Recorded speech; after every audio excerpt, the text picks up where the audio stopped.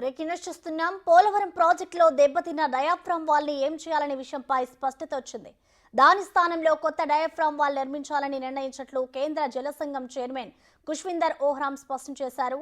పాత diaphragm wall కు మరమ్మతులా లేక కొత్త డయాఫ్రామ్ వాల్ నిర్మాణమా అన్న చర్చ ఇక అవసరం లేదని ఆయన తేల్చి చెప్పారు.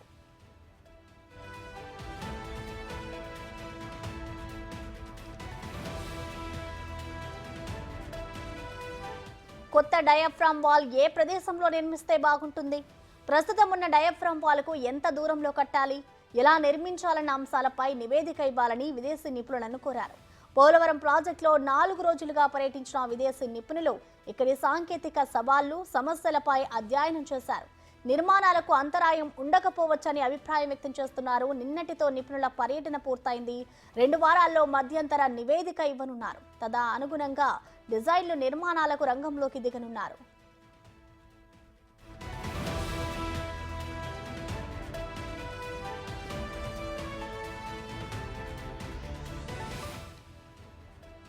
పోలవరం ప్రాజెక్టులో దెబ్బతిన్న డయాఫ్రామ్ వాల్ ని ఏం చేయాలనే విషయంపై స్పష్టత వచ్చింది. దాని స్థానంలో కొత్త డయాఫ్రామ్ వాల్ నిర్మించాలని నిర్ణయించినట్లు కేంద్ర జలసంఘం చైర్మన్ ఖుష్విందర్ ఓహ్రామ్ స్పష్టం చేశారు. పాత డయాఫ్రామ్ వాల్ కు మరమ్మతులా లేక కొత్త డయాఫ్రామ్ వాల్ నిర్మాణమా అన్న చర్చ ఇక అవసరం లేదని ఆయన చెప్పారు. నిర్మాణాలకు అంతరాయం ఉండకపోవచ్చంటూ కూడా ఆయన అభిప్రాయం వ్యక్తం చేశారు.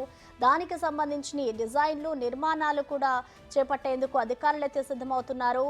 ఇప్పటికే 4 రోజుల పాటు కూడా అంతర్జాతీయ నిపుణుల బృందం పోలవరం ప్రాజెక్ట్ని పరిశీలించింది. ప్రాజెక్ట్ని పరిశీలించిన అనంతరము ఒక నివేదికనైతే ఇవ్వనున్నారు. నిర్మాణాలకు అంతరాయం ఉండకపోవచ్చంటూ కూడా వారు అభిప్రాయం వ్యక్తం చేస్తున్నారు.